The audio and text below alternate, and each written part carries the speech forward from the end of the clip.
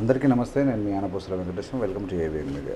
ఏపీలో పవన్, తెలంగాణలో ఆర్ఎస్పీ పెద్ద ఎత్తున ట్రోల్. అంటే వాళ్ళు మాట్లాడిన మాటలు, రావణ్ అరెస్టు సందర్భంగా పవన్ మాట్లాడిన ప్రతి మాట ఇలా అద్దం పట్టినట్టు చూపిస్తూ ఉన్నారు. పవన్ ఏం మాట్లాడాడో వాళ్ళు మాట్లాడారు. ఇలా ఆర్ఎస్పీ ప్రవీణ్ కుమార్ బీఎస్పీ నుంచి బీఆర్ఎస్లకు పోయిన తర్వాత ఆయన బీఎస్పీలో ఉన్నప్పుడు మాట్లాడినటువంటి మాటలు, ముఖ్యంగా కేసీఆర్ గుడిసెలకు పోయి సిగ్గుండాల కేసీఆర్ ఏం ముఖం పెట్టుకొని బతున్నావు అని మాట్లాడిన మాటలు బాగా వైరల్ అవుతున్నాయి. అయితే వీటి గురించి మనం మాట్లాడుకునే ముందు అసలు యాక్చువల్గా ఆర్ఎస్పీ గురుకుల సెక్రటరీగా ఉన్నప్పుడు ఆర్ఎస్పీ బీఆర్ఎస్లో ఎందుకు చేరిండు?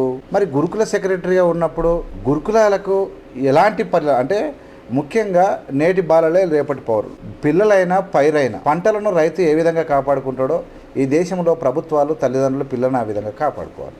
ఆ విధంగా కాపాడుకోవాలంటే చదువు చెప్పాలి. వాళ్ళు చదువుకోవాలంటే వాళ్ళకి కావాల్సినటువంటి ప్రాథమికమైన అవసరాలు ప్రభుత్వాలు ఇవ్వాలి. ఇలా నేటి ప్రభుత్వం ఎలా ఉంది, గత 10 ఏళ్ల ప్రభుత్వం ఏ విధంగా ఉందనేది ఈ 2 ఏళ్ల కాలంలో రేవంత్ రెడ్డి గారు జూన్ 1వ తేదీన, అంటే ఏ రోజు పాఠశాల ఓపెన్ అవుతుందో అదే రోజు పుస్తకాలు, బట్టలు, షూ, టై, బెల్ట్స్ ఇచ్చి అదే రోజు టిఫిన్ స్టార్ట్ చేసినటువంటి సందర్భాన్ని ఇప్పుడు చూస్తూ ఉన్నాం. మరి వాళ్ళు ఏం చేసిరు?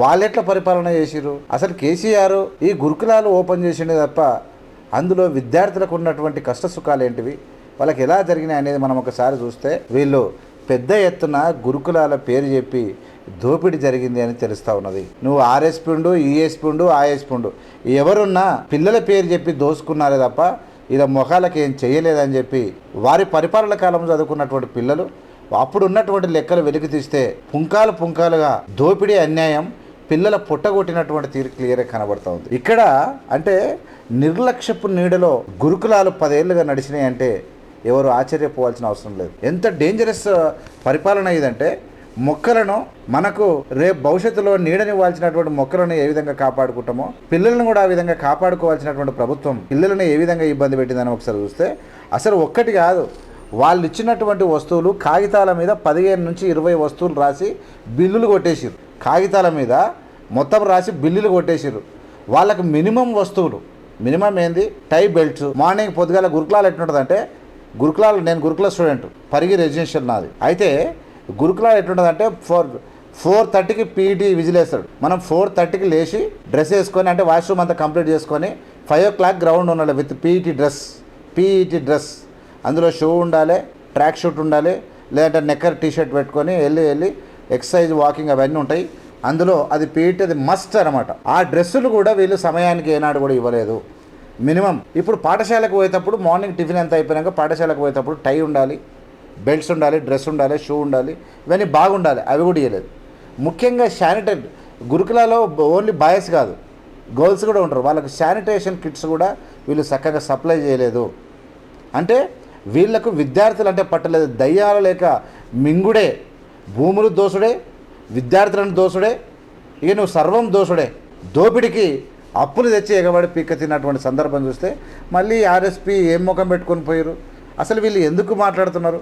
రేవంత్ రెడ్డి పరిపాలన భారతదేశంలో దూసుకెళ్తున్నటువంటి, అంటే ఆర్థిక క్రమశిక్షణ ఉన్నటువంటి రాష్ట్రంలో 69% మాటలతో భారతదేశంలో దూసుకుపోతూ ఉంది. రేవంత్ రెడ్డి మీకు చీపుగా చిల్లరగాలు మాట్లాడినట్టు మాటలు కాదు. ఆర్థిక క్రమశిక్షణ ఏపీ 29వ స్థానం. ఆర్థిక ప్రణాళికలు తెలిసిన చంద్రబాబు నాయుడు అన్నటువంటి కేసీఆర్ స్పీచ్లో ఉంది. సంపద ఏ విధంగా పెంచాలనో చంద్రబాబు నాయుడికి తెలుసు, రాజశేఖర రెడ్డికి ఏం తెలుసు అని ఒకసారి మాట్లాడండి కేసీఆర్. అది వీడియోలు ఉన్నాయి, మీకు ఒకసారి చూపిస్తా. అలాంటి చంద్రబాబు నాయుడిని తలదన్నుతున్నటువంటి రేవంత్ రెడ్డి ఇలా 69%తో ఆర్థిక క్రమశిక్షణతో దూసుకెళ్తున్నటువంటి పరిస్థితి. అదే ఏపీ ఇలా 29% వెనుకబడి ఉంది. అంటే ఏ విధంగా ధరణిలో ఎవరికి పైసలు ఇవ్వాలి? రింగ్ రోడ్లకు, వెంచర్లకు, అడవులకు, గుట్టలకు కాకుండా ఆ విధంగా కనిపెట్టడం కాకుండా ఇలా వృద్ధాప్య పెన్షన్లు, తెలంగాణలో వృద్ధాప్య పెన్షన్ 1,00,000, వృద్ధాప్య కాదు పెన్షన్లు 1,00,000 ఫేక్ అంట. అన్ని ఫేకులే. ఫేక్ ద్వారా రాష్ట్రాన్ని లూటీ చేసిరు. ఎవరికి దోచినంత వాడు దోసుకున్నాడు. ఇలా హోటళ్ళల్లో కల్తీ, ఫుడ్ కల్తీ, నీళ్లు కల్తీ, హాస్పిటల్స్ కల్తీ, అసలు స్కూళ్ళు కల్తీ, దోపిడీ మొత్తం. ఇలాంటి వ్యవస్థ నుంచి ఇవాళ తెలంగాణ రూపుదిద్దుకుంటా ఉంది. రేవంత్ రెడ్డి పరిపాలనలో అద్భుతంగా జరుగుతూ ఉంది. ఆ క్రమశిక్షణ అయితే వీళ్ళు కనీసం అంటే ధరణి తెచ్చిండు కేసీఆర్, ధరణి తెచ్చి దోసుకోగా ధరణిలో 304 సార్లు దొంగ ఎంట్రీ ఇచ్చారంట. ధరణికి అంటే ఒక పద్ధతి ఉంటుంది సిస్టమ్. అంటే రాంగ్ రూట్లో ధరణిలో అక్రమ ఎంట్రీలు చేసి వీళ్ళు దోసుకున్నారంటే ఎంత భూములు ఎట్లా ఖతం చేసిరు అనేది మామూలు విషయం కాదు. వీళ్ళు 10 ఏళ్ల పాటు బెల్ట్, టైలు, శానిటైజర్ కిట్లు కూడా, పీఈటీ డ్రెస్సులు కూడా సప్లై చేయకుండా వీళ్ళు డబ్బులు కొట్టేసిరంటే ఈ ఆర్ఎస్పీ పాలనే, ఈ కేసీఆర్ పాలనేంది? మీరు విద్యార్థులకు మీకు రాష్ట్రం మీద ఉన్న ప్రేమేంది? మళ్ళీ వస్తారంట వీళ్ళు. ఏం చేయడానికి వస్తారు మీరు? ఏం చేసారు? దేని మీద? ఒక్కటి పూర్తి చేసినా చెప్పండి. ప్రాజెక్టులు కడితే నాసిరకం, గురుకులాలు పెడితే ఒక్కటి పక్క భవనం లేదు. ఆ గురుకులాల పిల్లలకన్నా ఏమన్నా ఇచ్చారంటే మొత్తము 10 ఏళ్ల పాటు అరకొర ఆ డ్రెస్సులు, బుక్స్ ఇస్తే ఎప్పుడో అయిపోయే ముందల ఎప్పుడో 10వ నెల అక్టోబర్, నవంబర్లో, డిసెంబర్కి వచ్చినాక ఇచ్చేది. ఇంత ఘోరమా? అలా ఇచ్చినవి కూడా 2-3 అందులో పేరు రాసి బిల్లులు తినేది 10 నుంచి 15. ఎంత సిగ్గు లేకుండా పాలన జరిగింది. షాపలల్లో అవినీతి, గొల్రల్లో అవినీతి, ఏమిట్లా లేదు మీ అవినీతి. ఇంతగానమా? భూములు దోపిడి అడ్డగోలిగా చేసి మళ్ళీ మేము కోల్సాం, మేము వస్తుంది, పక్క కేసీఆర్ వస్తాడు, పక్క వస్తుంది, ఏందో మాట్లాడేస్తారు. ఏం చేసిరు? What you did, how was your ruling, what will you do once again if you become a chief minister of Telangana? ఏం చేస్తారు మీరు అంటున్నా? రేవంత్ రెడ్డి ఏం చేస్తున్నాడు మీకు అర్థమవుతుందా? మీరు చెయ్యని ఎన్నో పనులు చేస్తున్నాడు. మీరు చేసిన పనులను కల్తీ లేకుండా ఆర్థిక క్రమశిక్షణతో బ్రహ్మాండంగా దూసుకెళ్తా ఉన్నాడు. మీ అప్పులను కడుతూ, ప్రజల్లో చైతన్యం తెస్తూ, ప్రజల దగ్గరికి పోతూ ఒక అద్భుతమైనటువంటి పాలన తెలంగాణ కొనసాగుతూ ఉంది. నిజంగా ఇలాంటి పాలన ఉండగా ఇక రేవంత్ రెడ్డి అసలు ప్రజల గుండెలో చేరువైపోయాడు. ఒక్కటి కాదు, అడుగున ఒక అద్భుతమైనటువంటి పాలన ప్రజలకు చేరుతూ ఉంటే మీ ఎన్ని ఛానళ్ళు ఉంటే ఏం చేస్తావా? ఎన్ని బూతులు తిరిగితే ఏం చేస్తాయి? ఎన్ని రోజులు పనిచేస్తాయి బూతులు? కనీసము నోటికి అడ్డు లేకుండా తిట్టినంత మాత్రాన ఏమొస్తుందంటే ఏమి రాదు, సున్నా. కాబట్టి ఖచ్చితంగా పరిపాలనించేతోని ప్రజల కోసం పనిచేసే వాళ్ళని చేయనియండి. సమాజం, ప్రజలు గమనిస్తూ ఉన్నారు వాట్ ఈస్ గోయింగ్ ఆన్. ఇంకా ఆర్థిక క్రమశిక్షణతో పాటు రాష్ట్రాన్ని అద్భుతంగా లీడ్ చేస్తున్నటువంటి ముఖ్యమంత్రిగా రేవంత్ రెడ్డి అహర్నిశలు పని చేస్తున్నటువంటి తీరు, కష్టపడుతున్నటువంటి తీరు, ఆ హార్డ్ వర్క్ను చూసి దేశమే అబ్రపోతున్నటువంటి పరిస్థితి కనబడుతూ ఉంటే ప్రతి ఒక్కరిని హక్కును చేర్చుకోవడం, తనకు 20 ఏళ్ల కాలంలో కలిసి ఆయనతో నడిచిన వాళ్ళందరినీ కూడా పలకరించి పదవులు ఇవ్వడం అంటే ద గ్రేటెస్ట్ లీడర్. మన తాను చాలామంది లీడర్లు ఉన్నారు, ఓర్వగలని లీడర్. కనబడ్డోనికన్నా పదవులు ఇవ్వాలంటే దమ్ము కావాలి, ధైర్యం కావాలి. అది రేవంత్ రెడ్డికే సాధ్యమవుతుంది. సోయి లేని వాళ్ళు, సోంబరి నాయకులు, మంత్రులు కూడా అయిన వాళ్ళు ఉన్నారు. పక్కోడు అన్నం తింటే ఓర్వని మంత్రులు కూడా ఉన్నారు. పక్కోడు తెల్ల బట్టలు కడితే ఓర్వని మంత్రులు ఉన్నారు. కానీ తన కలిసినోన్ని, తన వెంట ఎన్నడో ఒకనాడు కరపత్రం పట్టుకొని తిరిగినోన్ని భుజం మీద చెయ్యేసి ఫోటో దిగి మాట్లాడినటువంటి రేవంత్ రెడ్డి వాళ్ళందరినీ హక్కును చేర్చుకుంటుంటే, వాళ్ళకు పదవులు ఇస్తూ ఉంటే, వాళ్ళ అరువులు అయినా కాకపోయినా వాళ్ళని తీర్చిదిద్దేటువంటిది. అంటే ఆ నాయకునికి ఆ ధైర్యం ఉండాలి, గుండె ధైర్యం, ఆ ప్రోత్సాహం ఉండాలి, ఆ కృతజ్ఞత ఉండాలి. ద గ్రేటెస్ట్ కృతజ్ఞత భావం కలిగినటువంటి రేవంత్ రెడ్డికి తిరుగు ఉండదని నేను అనుకుంటున్నాను. పని చేసిన వానికి పట్టం కట్టిన వాడే లీడర్. కానీ వీడొస్తే ఎక్కడ ఎదిగిపోతాడని అంటే చాలామందిని నేను చూస్తూ ఉన్నా, మినిస్టర్లను కూడా చూస్తూ ఉన్నా. పనిలిగిల పట్టే తప్ప పని ఏమి ఉండదు, పని సున్నా అంటున్నా. ఏమన్నా చెప్తే ఈ గిట్ల పని గిట్ల అయింది అనుకో, మళ్ళీ వీడెక్కడ ఎదిగిపోతాడో, వీడు బతికి 4 రోట్ల అన్నం తింటా అనుకుంటే. కానీ రేవంత్ రెడ్డి అట్లా కాదు.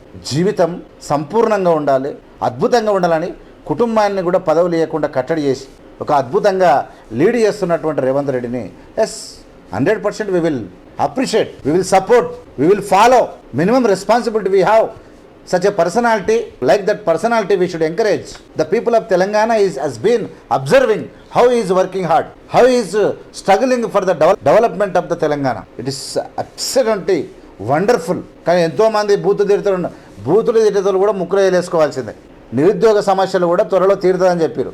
ఎట్ ఏ టైం కాదు, మీరు వదిలినంత మాత్రాన, తిట్టినంత మాత్రానే కాదు, ఖచ్చితంగా ఖాళీలన్నీ పూర్తి చేస్తామన్నారు.